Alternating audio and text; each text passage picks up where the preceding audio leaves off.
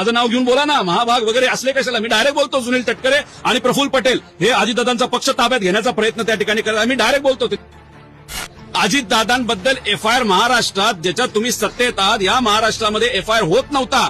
म्हणून मी कर्नाटकात 1000-2000 किलोमीटर जाऊन तिथं एफआयआर करत होतो. तिथं असल्यामुळे मला इथं जेवायला कसं येता येईल. आणि मी काय VSRचं विमान वापरत नाही की आज इकडे की उद्या तिकडं. त्यामुळे उगाच काहीतरी पतंग उडवत बस. अजितदादा जेव्हा जिवंत होते तेव्हा बारामतीचं त्यांचं जे घर आहे त्याच्या बाहेर ब्लॅक मॅजिक झालेलं आपण सगळ्यांनी बघितलेलं आहे. प्रफुल्ल पटेलांना वाटतच नसेल की हा तपास योग्य दिशेने त्या ठिकाणी जावा.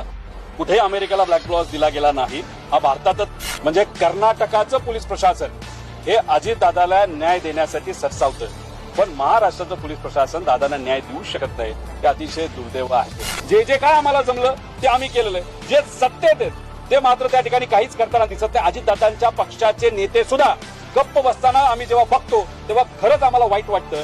त्यांना सत्तेत असताना सुद्धा स्मरणपत्र द्यावं लागतं. म्हणजे हे हास्यास्पद आणि दुर्दैवी गोष्ट असंच आपल्याला म्हणावं लागतं.